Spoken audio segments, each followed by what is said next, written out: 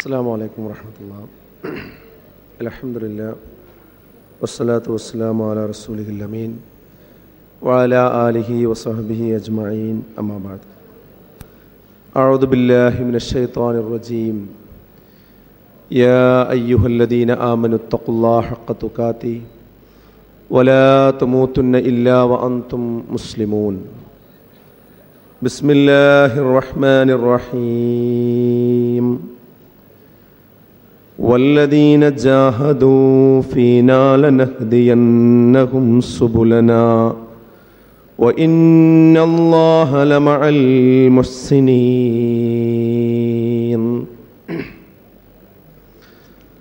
ബഹുമാന്യരായ സഹോദരന്മാരെ, സഹോദരികളെ,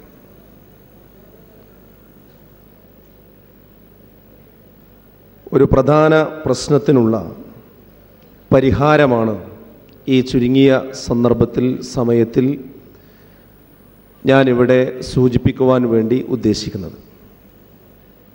പരിഹാരം എന്ന് പറയുമ്പോൾ എന്താണ് പ്രശ്നം എന്ന് സൂചിപ്പിക്കേണ്ടതുണ്ട്.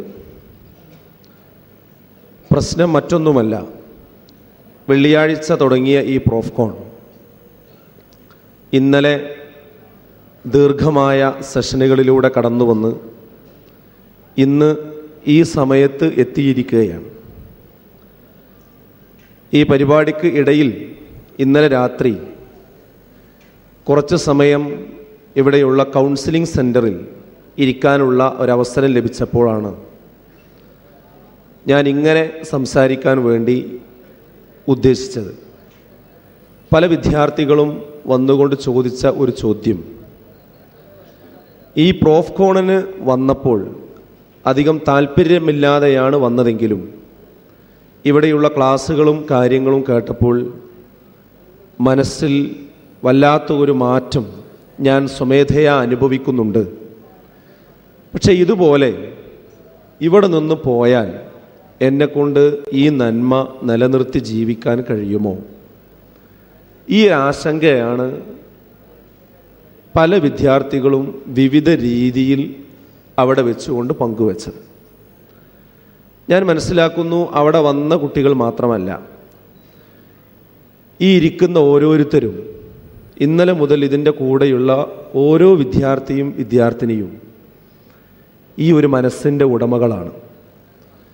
ഈ ഒരു നല്ല മനസ്സോടുകൂടി ഈ പരിപാടി കഴിഞ്ഞു പോയാലും എനിക്ക് എങ്ങനെ മുന്നോട്ട് പോകാൻ കഴിയും, എന്താണ് ഞാനതിന് ചെയ്യുക എന്ന ഒരു പ്രശ്നം നമ്മളെ ഓരോരുത്തരെയും അലട്ടുന്നുണ്ട് എന്ന് തന്നെയാണ് ഞാൻ മനസ്സിലാക്കുന്നത്.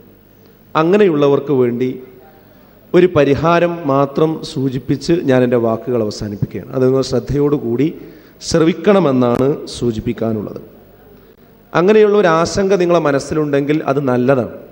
കാരണം എനിക്ക് നന്നായി ജീവിക്കാൻ കഴിയില്ലേ എന്ന ഒരു മനസ്സ് നമുക്കുണ്ടാകുന്നു എന്നത് നമുക്ക് ഈമാൻ ഉണ്ട് എന്നതിൻ്റെ ലക്ഷണമാണ്. ഈമാൻ ഉള്ളവർക്കാണത് കൂടുകയും കുറയുകയും ചെയ്യുക. നന്മയുടെ ഒരു തുരുത്ത് മനസ്സിലുള്ളവർക്കാണ് തിന്മയിലേക്ക് പോകുന്നുണ്ടോ എന്ന ഒരു ബേജാറുണ്ടാവുക.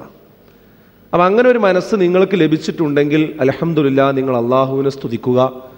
നിങ്ങളുടെ മനസ്സിൽ ഈമാനിൻ്റെ ഒരു മിന്നലാട്ടം ഉണ്ടായിട്ടുണ്ട് എന്ന് തന്നെയാണ് നമ്മൾ തിരിച്ചറിയേണ്ടത്. എന്താണ് ഇതിന് മാർഗം?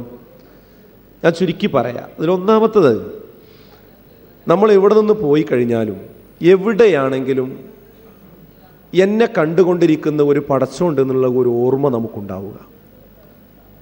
വാപ്പയുടെയും ഉമ്മയുടെയും വിദ്യാർത്ഥികളുടെയും അധ്യാപകൻ്റെയും ഒക്കെ മുമ്പിൽ നമുക്ക് നന്നാകാൻ ഒരുപക്ഷെ സാധിച്ചു എന്ന് വന്നേക്കാം. പക്ഷേ നമ്മൾ ഒറ്റക്കാകുമ്പോഴും എന്നെ കണ്ടുകൊണ്ടിരിക്കുന്ന ഒരു അള്ളാഹു ഉണ്ട് എന്ന ഒരു ചിന്ത നമ്മുടെ മനസ്സിലുണ്ടെങ്കിൽ നമുക്കൊരിക്കലും തെറ്റായൊരു മാർഗത്തിലേക്ക് പോകാൻ സാധ്യമല്ല. രണ്ടാമത്തതൊന്ന്, ഏത് സമയത്തും അള്ളാഹു നമ്മളെ തിരിച്ചു വിളിക്കുമെന്ന ഓർമ്മ നമ്മുടെ മനസ്സിലുണ്ടാവുക. ഇതൊക്കെ ഏതുവരെ ഉണ്ടാവുകയുള്ളൂ? ഈ പ്രോഫ്കോണിൻ്റെ തുടക്കത്തിൽ നിങ്ങൾ പഠിച്ച ഒരു സൂറത്തിൽ രണ്ടാമത്തെ ആയത്തിൽ പറഞ്ഞു, ഹത്താ സുർത്തുമുൽ മഖാബിർ, ആ കബറിടം സന്ദർശിക്കുന്നത് വരെ മാത്രം. കബറ് അങ്ങ് വിദൂരമാണോ? അല്ല. ഈ പരിപാടി കഴിയുമെന്ന് ഉറപ്പ് പറയാൻ നമുക്കാർക്കും സാധ്യമല്ല. എത്രയും പെട്ടെന്ന് നമ്മളിവിടുന്ന് പോകേണ്ടവരാണ്. നമ്മുടെ പരീക്ഷ പൂർത്തിയാക്കുമെന്ന് പറയാൻ നമുക്ക് നിർവാഹമില്ല, പോകേണ്ടവരാണ്.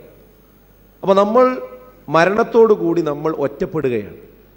അത് എത്രയും പെട്ടെന്ന് സംഭവിക്കുമെന്നൊരു വിചാരം നമ്മുടെ മനസ്സിലുണ്ടെങ്കിൽ ഒരു 3 മണിക്കൂർ സമയം ഒരു സിനിമാ തിയേറ്ററിൽ കയറി എങ്ങനെയാണ് ഒരു സിനിമ കാണാൻ നമുക്ക് തോന്നുക? കാരണം അവിടെ വെച്ചാണ് നമ്മൾ മരിക്കുന്നതെങ്കിൽ, അവിടെ നിന്നാണ് നമ്മുടെ മയ്യത്ത് കൊണ്ടുപോകുന്നതെങ്കിൽ അതിൻ്റെ ഒരു സാഹചര്യം ആലോചിച്ച് നോക്കി. അപ്പം അങ്ങനെ ഒരു ചിന്തയുള്ള ഒരാൾക്ക് തെറ്റിപ്പോകാൻ കഴിയില്ല എന്നുള്ള കാര്യം ഉറപ്പാണ്. മൂന്നാമത്തെ ഒന്ന്, കൃത്യമായി നമസ്കാരം നിലനിർത്തുക എന്നുള്ളതാണ്. പ്രത്യേകിച്ച് സുബഹി നമസ്കാരം ജമാഅത്തായി നമസ്കരിച്ചാൽ അവർ അള്ളാഹുവിൻ്റെ ഒരു നിയന്ത്രണത്തിലും സംരക്ഷണത്തിലുമാണ് ഉണ്ടാവുക എന്നതാണ്. അതുപോലെ തന്നെ പ്രവാചകൻ പഠിപ്പിച്ച പ്രാർത്ഥനകൾ, ദിക്റുകൾ ജീവിതത്തിൽ ഉണ്ടാവുക. ഇത് സ്വീകരിക്കുമ്പോൾ നമുക്ക് നന്മയിൽ നിലകൊള്ളാൻ സാധിക്കും എന്നതാണ്. നാലാമത്തൊരു മാർഗം എന്താ അറിയും? അതാണ് പ്രധാനമായി നിങ്ങളോട് എനിക്ക് പറയാനുള്ളത്.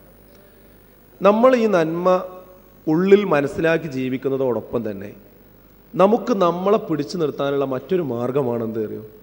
നമ്മൾ മനസ്സിലാക്കിയ ഈ നന്മ, ഈ സത്യം മറ്റുള്ളവർക്ക് അറിയിച്ചു കൊടുക്കുക എന്നത്, അവരോട് ഉപദേശിച്ചു കൊടുക്കുക. ആ ഉപദേശം നമ്മൾ തുടങ്ങിയാൽ അത് ക്യാമ്പസിൽ നിന്ന്, ഹോസ്റ്റൽ റൂമിൽ നിന്ന് തുടങ്ങണം. നിങ്ങൾ ഹോസ്റ്റലിൽ താമസിക്കുന്നവരാണെങ്കിൽ, നിങ്ങൾ 5 പേര് ഹോസ്റ്റലിലുണ്ടെങ്കിൽ, റൂമിലുണ്ടെങ്കിൽ, ആ 5 ആളിൽ ചിലപ്പോൾ നിങ്ങൾ മാത്രമേ ഈ പ്രോഫ്കോണിന് വന്നിട്ടുണ്ടാവുള്ളൂ, ബാക്കി 4 പേരും ഇതിന് വന്നിട്ടുണ്ടാവില്ല. ആ റൂമിലേക്കാണ് നിങ്ങൾക്ക് തിരിച്ചു പോകാനുള്ളത്.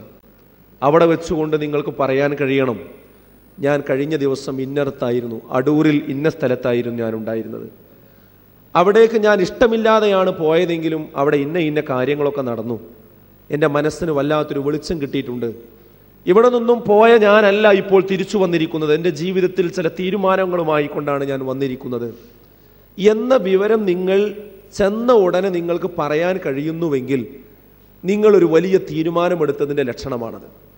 അപ്പോൾ അവർ ഒരു പക്ഷേ നിങ്ങളെ കളിയാക്കിയെന്ന് വന്നേക്കാം, അവർ നിങ്ങളെ തമാശയാക്കിയെന്ന് വന്നേക്കാം, പക്ഷെ അത് നിങ്ങൾ ശ്രദ്ധിക്കേണ്ടതില്ല. അവർ പറയും, ഇനി നിൻ്റെ അടുക്കൽ എന്തെങ്കിലും തകരാറ് വന്നാലോ, അയ്യോ നീ ഒരു മൂല്യരായോ മൗലവിയായോ എന്നൊക്കെ ചിലപ്പോൾ ഒരു പക്ഷേ ചോദിച്ച് കളിയാക്കിയെന്ന് വന്നേക്കാം. അപ്പോൾ നമുക്ക് ധൈര്യത്തോടു കൂടി പറയാൻ കഴിയണം, ഇതുവരെ എനിക്ക് പല ധാരണകളും ഉണ്ടായിരുന്നില്ല, പല കാര്യങ്ങളും എനിക്ക് അറിഞ്ഞിരുന്നില്ല, പക്ഷെ ഇപ്പോഴാണ് എനിക്കതിൻ്റെ ഗൗരവം ബോധ്യപ്പെട്ടത്. അതുകൊണ്ട് ഞാൻ തീരുമാനിച്ചിരിക്കുന്നു, ഇനി നമസ്കാരം ഒഴിവാക്കുകയില്ല. ഇനി ഞായറാഴ്ച ദിവസങ്ങളിൽ സാധാരണ നമ്മൾ പോകുന്ന ആ ഇടങ്ങളിലേക്ക് ഞാൻ നിങ്ങളുടെ കൂടെ വരുന്നില്ല. നല്ല ഒരു കാര്യത്തിനല്ലാതെ നിങ്ങൾ എന്നെ ക്ഷണിക്കരുത്. എനിക്ക് നിങ്ങളോടും അത് തന്നെയാണ് പറയാനുള്ളത്. നമ്മുടെ വേഷം, ഇപ്പോൾ നിങ്ങൾ സ്വീകരിക്കുന്ന ഈ വേഷം പാടില്ലാത്തതാണ്. ആൺകുട്ടികളാണെങ്കിൽ ഇതാ ഞെരിയാണിക്ക് മുകളിലുള്ള വസ്ത്രമാണ് ധരിക്കേണ്ടത്. പെൺകുട്ടികളാണെങ്കിൽ മുഖമൊഴിച്ചുള്ള, മുൻകൈയും ഒഴിച്ചുള്ള മുഴുവൻ ഭാഗങ്ങളും നിർബന്ധമായും മറക്കണം.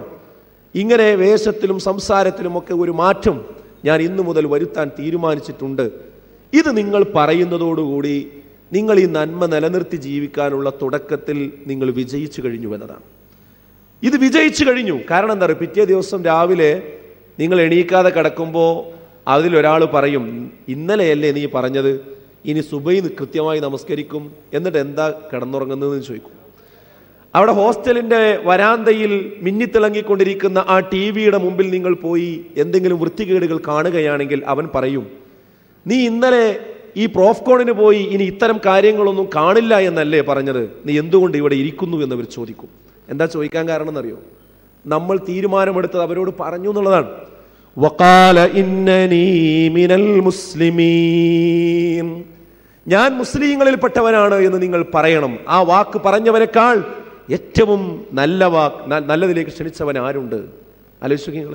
അപ്പോൾ അതാണ് ഒന്ന് ഞങ്ങൾക്ക് പറയാനുള്ളത്. നമ്മൾ ഈ ഉൾക്കൊണ്ട കാര്യം മറ്റുള്ളവരോട് പങ്കുവെക്കുക, പറയുക. അത് പറയുന്നതോടുകൂടി എന്ത് സംഭവിക്കുന്നറിയോ? നമ്മൾ തുണി അലക്കുന്നത് പോലെയാണ്. തുണി അലക്കുമ്പോൾ എന്ത് സംഭവിക്കുന്നു? തുണി അലക്കുന്നതിൻ്റെ ലക്ഷ്യം അതിൽ അഴുക്ക് പോകലാണ്. പക്ഷേ അലക്കി കഴിയുമ്പോൾ നാം അറിയാതെ നമ്മുടെ കൈ വൃത്തിയാകും, ഇല്ലേ? അടിക്കുന്ന ആ പാറ വൃത്തിയാകും. കൈ വൃത്തിയാകാനും ആ പാറ വൃത്തിയാകാനും അല്ല നമ്മൾ അലക്കി തുടങ്ങിയത്, നമ്മുടെ ഡ്രസ്സിൽ അഴുക്ക് നീങ്ങാൻ വേണ്ടിയാണ്. പക്ഷെ അത് അലക്കി കഴിയുമ്പോൾ ഇത് സംഭവിക്കുന്നു. അതേപോലെയാണെന്ത്, നമ്മൾ ഉൾക്കൊണ്ട ഈ സത്യം മറ്റുള്ളവരോട് പറയാൻ ശ്രമിക്കുമ്പോൾ നാം അറിയാതെ നമ്മൾ നന്നാകുന്നു എന്നതാണ്. അപ്പം നമ്മൾ നന്നാകാനും നന്മയിൽ ഉറച്ചു നിൽക്കാനും നമ്മുടെ ഐഡന്റിറ്റി നമ്മൾ പുറത്തേക്ക് വ്യക്തമാക്കണം. ഞാൻ ആരാണ്? ഞാൻ മുസ്ലിങ്ങളിൽപ്പെട്ടവനാണ്, ഞാൻ ഇന്ന രൂപത്തിലേ ഇനി ജീവിക്കുകയുള്ളൂ എന്ന് നിങ്ങൾക്ക് ഉറപ്പിച്ച് നിങ്ങളുടെ സുഹൃത്തുക്കളോട് പറയാൻ കഴിയണം. ഇതിനാണ് എന്ത് പറയാം, ഇസ്ലാമിൽ എന്ത് പറയാം, നമ്മൾ ദഅവത്ത് എന്ന് പറയാം, പ്രബോധനം എന്ന് ഇതിനാണ് പറയാം. ഈ പ്രബോധനം വേണമെങ്കിൽ നിർവഹിച്ചാൽ മതിയോ? പോരാ. ഇത് നിർവഹിക്കുക എന്നത് നമുക്ക് എല്ലാവർക്കും അനിവാര്യമാണ്, ബാധ്യതയാണ്. കാരണം 4 കാര്യങ്ങൾ ഇല്ലാത്ത ആളുകൾ കാര്യം നഷ്ടമാണ്, കഷ്ടമാണെന്നാണ്. ഞാനിത് 4 പറയാം. ഈ 4 എണ്ണത്തിൽ ഏതൊക്കെ നമുക്കുള്ളത് നിങ്ങൾ നോക്കുക. 1 കറകളഞ്ഞ വിശ്വാസമാണ്. 2 അതനുസരിച്ചു കൊണ്ടുള്ള സൽപ്രവർത്തനങ്ങളാണ്, അമലുസ്വാലിഹാത്തുകളാണ്. 3 ആ കാര്യം മറ്റുള്ളവരോട് പരസ്പരം ഉപദേശിച്ചു കൊടുക്കലാണ്. 4 ആ രംഗത്ത് വരുമ്പോൾ അനുഭവിക്കുന്ന ഒരുപാട് പ്രയാസങ്ങളുണ്ടാകും, പരിഹാസങ്ങളുണ്ടാകും, ബുദ്ധിമുട്ടുകളുണ്ടാകും. അപ്പോൾ ക്ഷമയോടുകൂടി അവിടെ നിലകൊള്ളലാണ്. ഈ 4 നിർവഹിക്കുന്നവർക്കേ വിജയമുള്ളൂ, അല്ലാത്തവരൊക്കെ നഷ്ടത്തിലാണ്. വൽ അസ്ർ, കാലം തന്നെയാണ് സത്യം. ഇന്നൽ ഇൻസാന ലഫീ ഖുസ്ർ, നിശ്ചയമായും മനുഷ്യന്മാർ നഷ്ടത്തിലാണ്.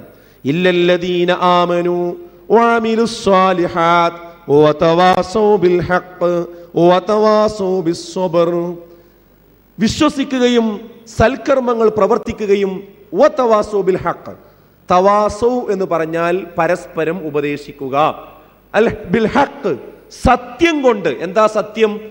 ഈ ലോകം നശ്വരമാണ്, ദുനിയാവ് നശ്വരമാണ്, നാളെ പരലോകത്താണ് ശാശ്വതമായി ജീവിക്കാനുള്ളത്. അവിടെ സ്വർഗമുണ്ട്, നരകമുണ്ട്, നമ്മെ എല്ലാം നിയന്ത്രിച്ചു കൊണ്ടിരിക്കുന്ന ഒരു പടച്ചതമ്പുരാനുണ്ട്. ഈ വിശ്വാസം അറിയാത്ത, ഹക്കറിയാത്ത ഒരുപാട് കുട്ടികൾ നിങ്ങളെ ക്യാമ്പസിലുണ്ട്, വീട്ടിലുണ്ട്, സമൂഹത്തിലുണ്ട്. അവർക്ക് ഈ സത്യം അറിയിച്ചു കൊടുക്കുക എന്നതാണ് നമ്മുടെ ഏറ്റവും പ്രധാനപ്പെട്ട ഉത്തരവാദിത്വം. അത് പരസ്പരം പറയണം. അവനും നഷ്ടത്തിൽ നിന്ന് രക്ഷപ്പെട്ടിരിക്കുന്നു. ഇത് പറയാൻ ശ്രമിക്കുമ്പോൾ കുറച്ച് പ്രയാസം ഉണ്ടാവും, കുറച്ച് ബുദ്ധിമുട്ടുണ്ടാവും, ആളുകൾ പരിഹസിക്കും, പലതും പറയും. അങ്ങനെയൊക്കെ സംഭവിക്കുമ്പോഴോ, ഇന്നലെ വരെ എല്ലാവരും എന്നോട് നല്ല നിലക്ക് പെരുമാറിയിരുന്നു, ഇപ്പം ഞാൻ ഒരുപാട് പ്രയാസം, ബുദ്ധിമുട്ട് വീട്ടിൽ നിന്നും കുടുംബത്തിൽ നിന്നും അതുപോലെ തന്നെ ക്യാമ്പസിൽ നിന്നും സുഹൃത്തുക്കളിൽ നിന്നൊക്കെ അനുഭവിക്കുന്നുണ്ട്. അപ്പോൾ തൽക്കാലം ഇതൊക്കെ അവസാനിപ്പിക്കാം എന്ന് വിചാരിക്കാൻ പാടില്ല. 4-ാമത്തെ എന്താ അറിയോ? ക്ഷമ പരസ്പരം എന്ത് ചെയ്യണം? ഉപദേശിക്കണം. ക്ഷമിക്കും വേണം, അത് പരസ്പരം ഉപദേശിക്കും വേണം. ഈ 4 കാര്യമുള്ള ആളുകൾ നഷ്ടത്തിൽ നിന്ന് ഒഴിവാണ്, ബാക്കിയൊക്കെ നഷ്ടത്തിലാണ്. അപ്പോൾ ചില ആളുകൾ പറയുന്നത്, ഞാൻ എൻ്റെ വിശ്വാസവും നിസ്കാരവും നോമ്പും സക്കാത്തും ഒക്കെ ആയിട്ട് ഞാൻ അങ്ങനെ കഴിഞ്ഞു കൂടും, ഞാൻ പ്രബോധനത്തിനൊന്നുമില്ല, ഇസ്ലാമിക ദഅവത്തിനൊന്നുമില്ല. കാരണം അതൊക്കെ പ്രശ്നമാണ്, അത് തർക്കമാണ്, വിഭാഗീയതയാണ്, ഒരുപാട് ആളുകളുടെ വെറുപ്പേറ്റു വാങ്ങുന്ന പരിപാടിയാണ്. എന്തിനാണ് നമ്മുടെ അമല് നമ്മൾ കളയുന്നത് എന്നൊക്കെ ചോദിച്ച് ഞാൻ എൻ്റെ നിസ്കാരവും എൻ്റെ നോമ്പുമായിട്ട് ഞാൻ ഒരുമിച്ച് കൂടുകയാണ്. പോരാ. അങ്ങനെ നമ്മുടെ ഇതിൻ്റെ ഈ MSMന്റെ സംഘാടകർ അങ്ങനെ വിചാരിച്ചിരുന്നുവെങ്കിൽ നിങ്ങൾക്ക് ഇവിടെ എത്താൻ കഴിയുമോ? കഴിയില്ലല്ലോ. അവരെല്ലാവരും അങ്ങനെ വിചാരിച്ചിരുന്നുവെങ്കിൽ നമുക്ക് ഈ നന്മ കിട്ടുമോ? ഇല്ലല്ലോ. അപ്പൊ ഇത് നമ്മൾ പറയുക എന്നത് നമ്മുടെ ഓരോരുത്തരുടെയും ബാധ്യതയാണ്. സഹോദരങ്ങളെ, ഇത് എങ്ങനെയാണ് പറയേണ്ടത്? ഒറ്റക്കൊറ്റക്ക് ഓരോരുത്തർ തോന്നിയതുപോലെയാണോ? അല്ല. നിങ്ങളുടെ ഒരു ക്യാമ്പസിൽ ഒരു 5 ആള് ഇത് മനസ്സിലാക്കിയ ആളുകൾ, ഇപ്പോൾ പ്രോഫ്കോണ്ട് വന്ന ആളുകളുണ്ടെങ്കിൽ ആ 5 ആളും പരസ്പരം ശൂറ കൂടി ആലോചിച്ചുകൊണ്ടാണ് അവിടുത്തെ പ്രവർത്തനം നടത്തേണ്ടത്. മനസ്സിലായോ? അങ്ങനെ ഒരുമിച്ച് കൂടി നടത്തുമ്പോൾ നിങ്ങൾ അവിടെ ഒന്ന് ഒരുമിച്ചിരിക്കേണ്ടി വരും. അപ്പോൾ ആ ഒരുമിച്ചിരിക്കണമെങ്കിൽ ഒരാൾ ഈ മീറ്റിംഗ് വിളിക്കാമെന്ന് തീരുമാനിക്കേണ്ടി വരും. അപ്പോൾ ഒരാൾ അതിന് നിശ്ചയിക്കേണ്ടി വരും. അപ്പോൾ അവന് നമ്മൾ സെക്രട്ടറി എന്ന് പേരിടും, അല്ലെങ്കിൽ അതിന് പ്രസിഡന്റ് എന്ന് പേരിടും, അല്ലേ? അങ്ങനെ ഒരു തീരുമാനം ഉണ്ടാകുമ്പോഴാണ് അവിടെ എന്തുണ്ടാകുക? അവിടെ ഒരു യൂണിറ്റ് ഇട്ടു എന്ന് നമ്മൾ പറയാം. ഇതിന് നിങ്ങളെ സഹായിക്കുന്ന ഒരു സംവിധാനമാണ് യഥാർത്ഥത്തിൽ മുജാഹിദ് സ്റ്റുഡൻസ് മൂവ്മെന്റ് എന്ന് പറയുന്നത്. അതായത് MSM എന്ന് പറയുന്നത് എന്താന്ന് ചോദിച്ചാൽ, ഇവിടെയുള്ള ഒരുപാട് വിദ്യാർത്ഥി സംഘടനകളെ പോലെ അതിനു പകരം വേറൊരു വിദ്യാർത്ഥി സംഘടനയല്ല, മറിച്ച് നിങ്ങളുടെ പരലോകമോക്ഷത്തിന് വേണ്ടി, അഥവാ നമ്മുടെ പരലോകമോക്ഷത്തിന് വേണ്ടി നാം നമസ്കരിക്കുന്നതോടൊപ്പം, സക്കാത്ത് കൊടുക്കുന്നതോടൊപ്പം, നോമ്പ് നോൽക്കുന്നതോടൊപ്പം, നമ്മൾ മതപരമായി തഖ്വയോടുകൂടി ജീവിക്കുന്നതോടൊപ്പം, നമുക്ക് നാളെ സ്വർഗം കിട്ടണമെങ്കിൽ നമ്മൾ നിർബന്ധമായി നിർവഹിക്കേണ്ട ഒരു ഉത്തരവാദിത്തമാണ് ഞാൻ മനസ്സിലാക്കിയ ഈ സത്യം മറ്റുള്ളവർക്ക് എത്തിച്ചു കൊടുക്കുക എന്നത്. അത് എത്തിച്ചു കൊടുക്കുന്ന വിഷയത്തിൽ നിങ്ങളെ സഹായിക്കുന്ന ഒരു സഹായക സംഘമാണ് യഥാർത്ഥത്തിൽ മുജാഹിദ് സ്റ്റുഡൻസ് മൂവ്മെന്റ് എന്ന് പറയുന്നത്. ഞാൻ ചോദിക്കട്ടെ, അപ്പോൾ ഈ സംഘം, ഈ സംഘടന എന്ന് പറയുന്നത് സംഘടനയ്ക്ക് വേണ്ടിയാണോ? ഈ സംഘടന വേറെ എന്തെങ്കിലും ഭൗതിക താല്പര്യങ്ങൾക്ക് വേണ്ടിയാണോ?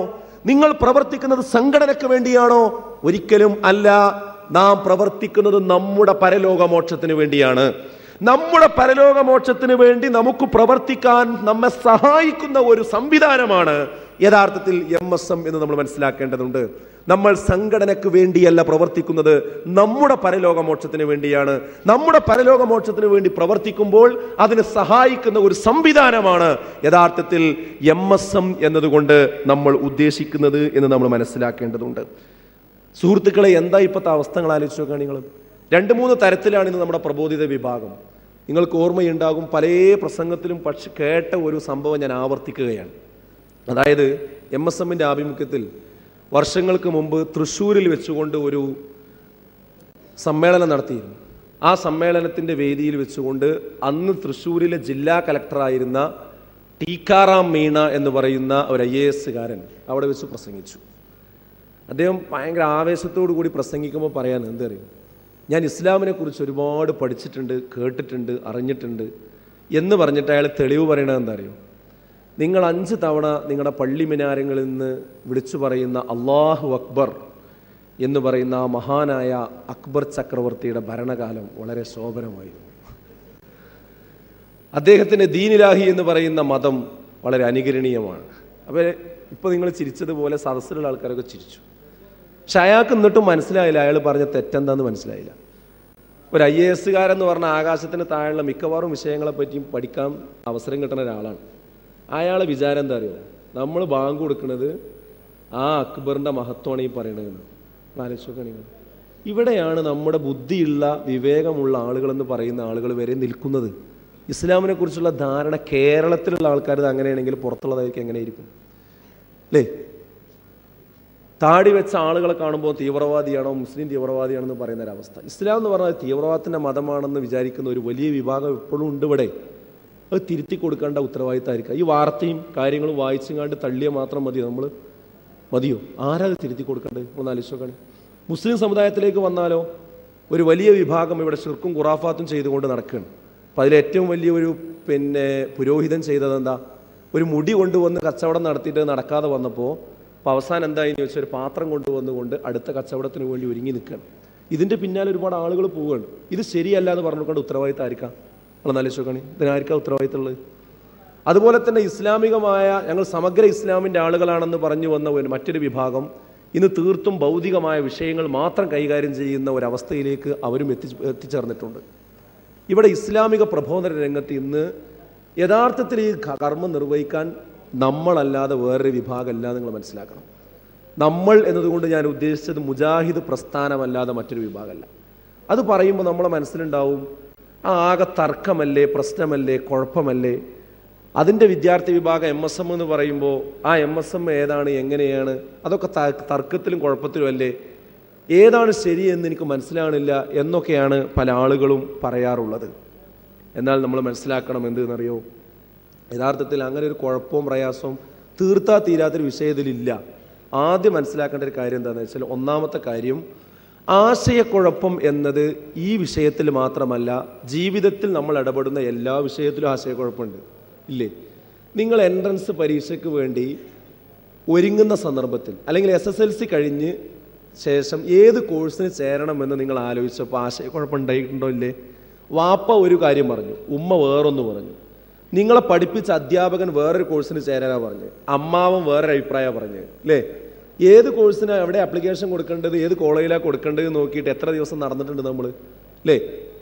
അങ്ങനെ അങ്ങോട്ടും ഇങ്ങോട്ടും ഏതാണ് കുറേ ആളുകൾ പറയുമ്പോൾ അതാ ശരി തോന്നും, പിന്നെ ഇതാ ശരി തോന്നും, മറ്റേ കോഴ്സാ ശരി തോന്നും അല്ലേ?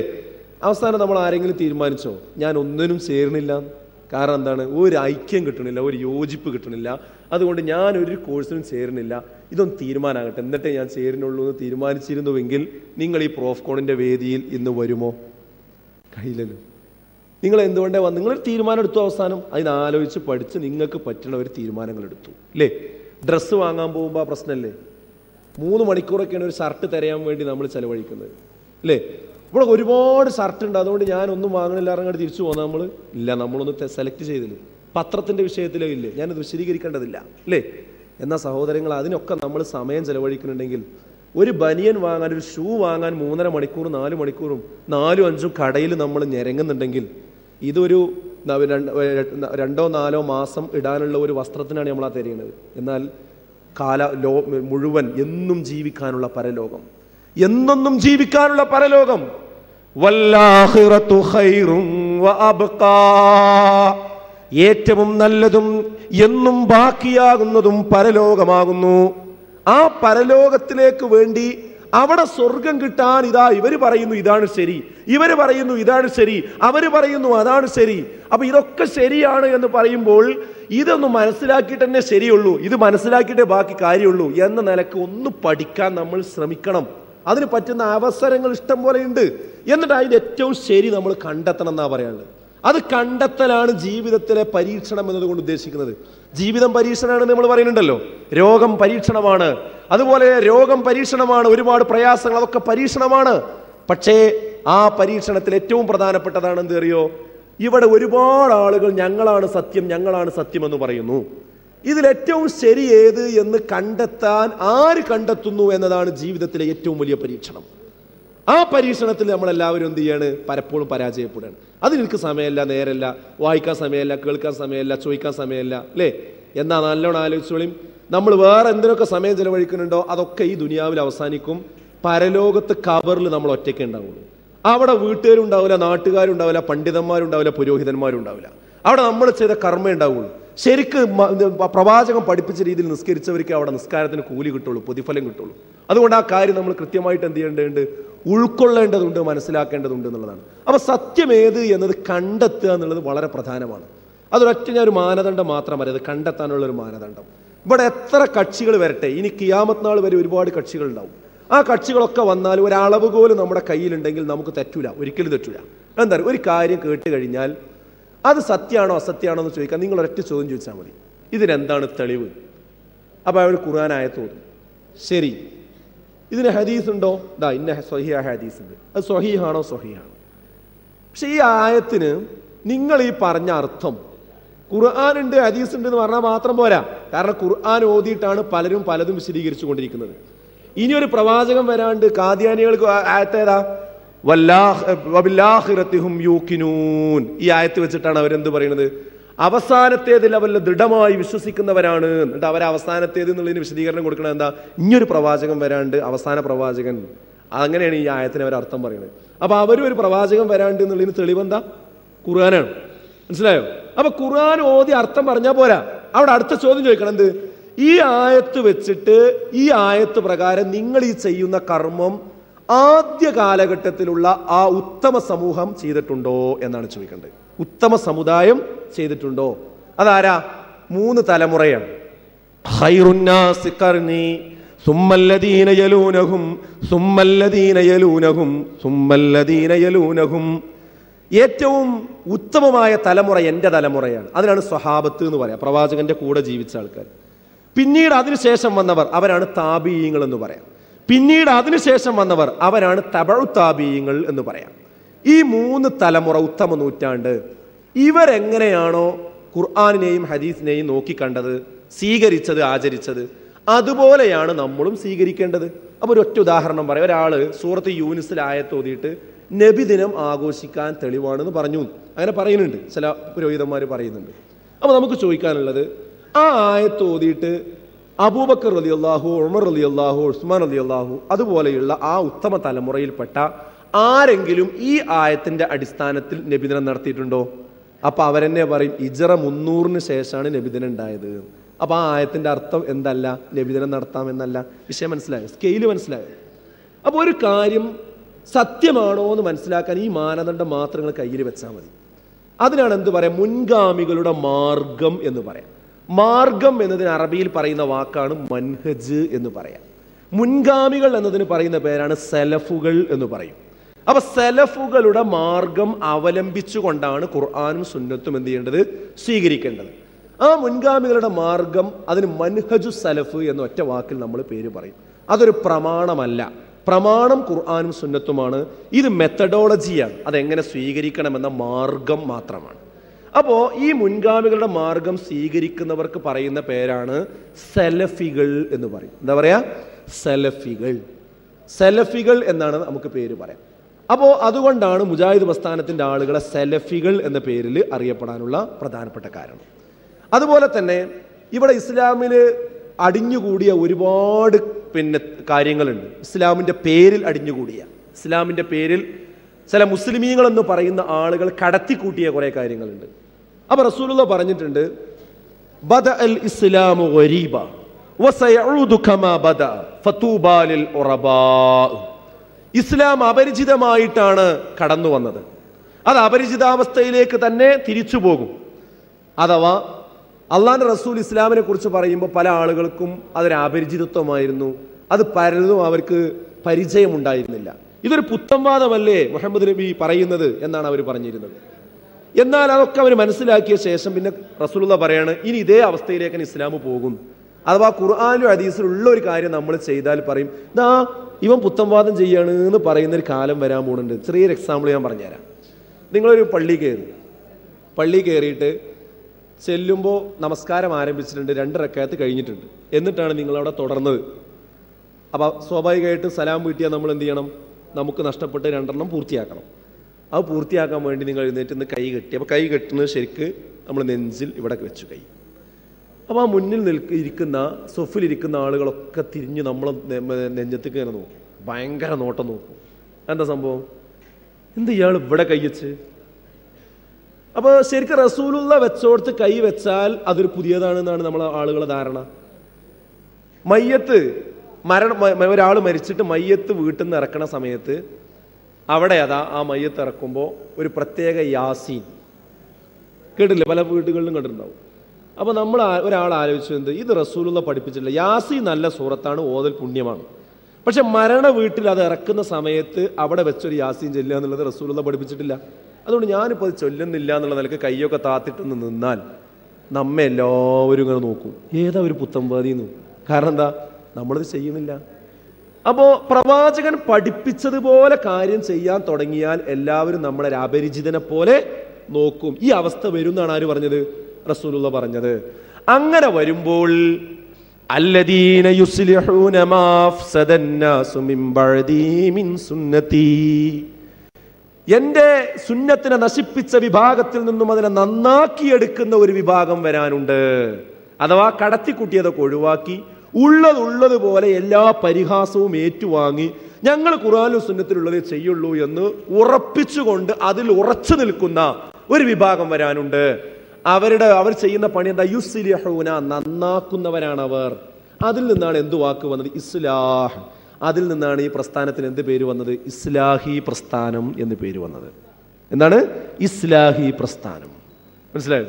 അപ്പോൾ ഒരു കാര്യം സത്യമാണ് എന്ന് ഉൾക്കൊണ്ട് കഴിഞ്ഞാൽ, മനസ്സിലായി കഴിഞ്ഞാൽ, കൃത്യമായി ഉൾക്കൊണ്ട് കഴിഞ്ഞാൽ ആ കാര്യത്തിൽ പിന്നെ അത് മുണ്ടാതെക്കണ പരിപാടി എന്തില്ല, നമുക്കില്ല. അതെല്ലാവരോടും നമ്മൾ തുറന്നു പറയും.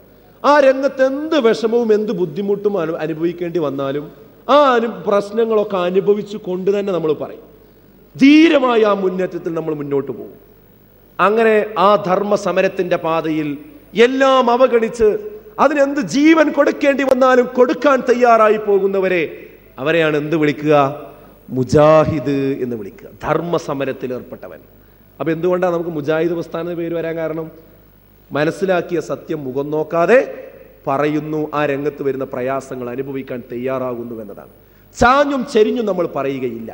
അപ്പൊ 3 പേരുകൾ ഞാൻ പറഞ്ഞു. 1 സലഫികൾ, 2 ഇസ്ലാഹി പ്രസ്ഥാനം, 3 മുജാഹിദുകൾ. അപ്പൊ നിങ്ങൾ മനസ്സിലാക്കേണ്ടത് എന്താ അറിയോ? മുജാഹിദുകൾ എന്ന് പറഞ്ഞാൽ അതിൻ്റെ ലേബലിൽ പ്രത്യക്ഷപ്പെടുന്ന കുറേ ആൾക്കാർ ഇവിടെ ഉണ്ടാവും. അവരൊക്കെ എന്തല്ല? മുജാഹിദുകളല്ല. അതൊരു ഒറിജിനൽ സാധനം നാട്ടിലുണ്ടാവുമ്പോൾ, അതിന് മാർക്കറ്റ് ഉണ്ടാവുമ്പോൾ, അതിന് ഡിമാൻഡ് ഉണ്ടാവുമ്പോൾ സ്വാഭാവികമായും അതിൻ്റെ ഡൂപ്ലി എന്ത് ചെയ്യും? ഫീൽഡിൽ ഇറങ്ങും. അല്ലേ? നിങ്ങൾ വിപണിയിൽ നിങ്ങൾക്കറിയാലോ, ഏതൊരു സാധനം സമൂഹത്തിൽ ക്ലച്ച് പിടിച്ചുവോ ആ ക്ലച്ച് പിടിച്ച ആ സാധനത്തിന്റെ അതേ ലേബൽ ഉപയോഗിച്ചുകൊണ്ടാണ് എന്ത് വരിക? ഡ്യൂപ്ലിക്കേറ്റ് വരിക. എന്നാലേ അവർക്ക് നിലനിൽക്കാൻ കഴിയുള്ളൂ. ഇതേപോലെ മുസ്ലിം സമുദായത്തിൽ, ഇവിടെ പ്രത്യേകിച്ച് കേരളത്തിൽ മുസ്ലിമീങ്ങൾക്കിടയിൽ വേര് പിടിച്ച ഒരു പ്രസ്ഥാനമാണ് മുജാഹിദ് പ്രസ്ഥാനം എന്ന് പറയുന്നത്. അത് നന്മയാണ് പറയുന്നതെന്ന് ആളുകൾക്കറിയാം. അതിന്റെ കാര്യം കൃത്യമായി മനസ്സിലായിട്ടുണ്ട്. അതുകൊണ്ട് തന്നെ അതിന്റെ ലേബലിൽ അത് മുജാഹിദ് പ്രസ്ഥാനം പറയാത്തതും വിശ്വസിക്കാത്തതുമായ കുറേ കാര്യങ്ങൾ പറയുന്ന ഒരു വിഭാഗം പലപ്പോഴും അത് മുമ്പുണ്ട്, ഇപ്പോഴും ഉണ്ട്. അതാണ് ഇപ്പം മുജാഹിദ് പ്രസ്ഥാനത്തിൻ്റെ ഇടയിൽ കുറേ പ്രയാസങ്ങളൊക്കെ ഉണ്ട് എന്നുള്ളത് നിങ്ങൾക്കറിയാം. അത് മുജാഹിദ് പ്രസ്ഥാനത്തിന് ഈ 3 കാര്യം ഞാൻ പറഞ്ഞല്ലോ. ശരിക്കും സലഫി മാർഗത്തിൽ നിന്ന് വ്യതിചലിച്ചവനാണ് 2002 പോയവൻ. അതിലേക്ക് ചേർന്നവരാണ് 2012 വിഭാഗവും. അത് നിങ്ങൾ മനസ്സിലാക്കേണ്ടതുണ്ട്. എന്നാൽ യഥാർത്ഥത്തിൽ മുജാഹിദ് പ്രസ്ഥാനം ഇവിടെ എന്ത് നിർവഹിച്ചുവോ ആ ദൗത്യവുമായിട്ടാണ് ഇന്ന് ഇതാ ഈ ഒരു സംഘം മുന്നോട്ട് പോയിക്കൊണ്ടിരിക്കുന്നത്. ആ മാർഗത്തിലാണ് MSM പ്രവർത്തിച്ചു കൊണ്ടിരിക്കുന്നത്. അതുകൊണ്ട് ഞാൻ സൂചിപ്പിക്കുന്നത്, നിങ്ങൾ മനസ്സിലാക്കിയതുപോലെ ഈ ഒരു നന്മ നിങ്ങൾക്ക് നിലനിർത്തി ജീവിക്കാൻ നിങ്ങളുടെ ക്യാമ്പസിൽ നിങ്ങൾ പോയിട്ട് ഈ പ്രബോധനത്തിൻ്റെ മുന്നണി പോരാളികളായി നമ്മൾ മാറുക. ഇതിനു വേണ്ടി ഒരു സംവിധാനം അവിടെ ഉണ്ടാക്കുക, അതിന് യോഗം ചേരുക, അതിന് കുട്ടികളെ വിളിച്ചു കൂട്ടുക, ക്ലാസ്സുകൾ വെക്കുക, ക്യാമ്പുകൾ വെക്കുക. അപ്പോൾ നിങ്ങളുടെ സമയം അതിൽ എൻഗേജഡ് ആകാൻ നിങ്ങൾക്ക് സാധിക്കും. അപ്പോൾ നമ്മുടെ നന്മ നിലനിർത്താൻ പറ്റും, നമ്മുടെ നമസ്കാരവും നോമ്പും മറ്റുള്ള കാര്യങ്ങളൊക്കെ നിലനിർത്താൻ പറ്റും. അങ്ങനെ മുന്നോട്ട് പോകുന്നതിനിടക്ക് മരിച്ചാൽ അൽഹംദുലില്ലാ സ്വർഗത്തിലേക്ക് പ്രവേശിക്കാനും നമുക്ക് പറ്റും. അപ്പോൾ സഹോദരങ്ങളെ, ഒറ്റ പരിഹാരമേ ഉള്ളൂ. ഈ ദഅവത്ത് രംഗത്ത് നിങ്ങൾ നിലകൊള്ളുക, ശക്തമായി മുന്നോട്ട് പോവുക, പരീക്ഷണങ്ങളിൽ തളരാതിരിക്കുക. തേനീച്ചയുടെ കുത്തേൽക്കാതെ തേൻ ശേഖരിക്കാൻ നമുക്ക് സാധ്യമല്ല.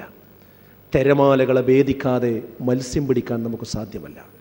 കുത്തനെയുള്ള കയറ്റം കയറാതെ ഇറങ്ങാൻ നമുക്ക് സാധ്യമല്ല. ഈ മലമ്പാതകൾ താണ്ടിക്കടന്നുകൊണ്ടല്ലാതെ സ്വർഗത്തിൽ പ്രവേശിക്കാൻ നമുക്ക് പ്രയാസമാണ്. അല്പം പ്രയാസം നമ്മൾ നേടണം, നമ്മൾ അനുഭവിക്കണം. ആ പ്രയാസങ്ങൾ സ്വർഗത്തിന് വേണ്ടി ക്ഷമിക്കണം, സഹിക്കണം. ഈ മാർഗത്തിൽ ഉറച്ചു നിന്നുകൊണ്ട് മുന്നോട്ട് പോകുവാൻ അള്ളാഹു നമുക്ക് ഏവർക്കും തൗഫീക്ക് നൽകി അനുഗ്രഹിക്കുമാറാകട്ടെ. ഈ സമ്മേളനത്തിൽ നിന്ന് നമ്മൾക്ക് ലഭിച്ച അറിവും അതുപോലെയുള്ള കാര്യങ്ങളുമൊക്കെ ജീവിതത്തിൽ പകർത്തി ജീവിക്കുന്ന യഥാർത്ഥ മുത്തക്കികളിൽ അള്ളാഹു നമ്മേവരെയും ഉൾപ്പെടുത്തി അനുഗ്രഹിക്കുമാറാകട്ടെ. റബ്ബനാ ആതിനാ ഫിദ്ദുനിയാ ഹസനതൻ വഫിൽ ആഖിറതി ഹസനതൻ വഖിനാ അദാബന്നാർ. ആമീൻ യാ അർഹമർ റഹീമീൻ. അസ്സലാമു അലൈക്കും വറഹ്മത്തുള്ളാഹി.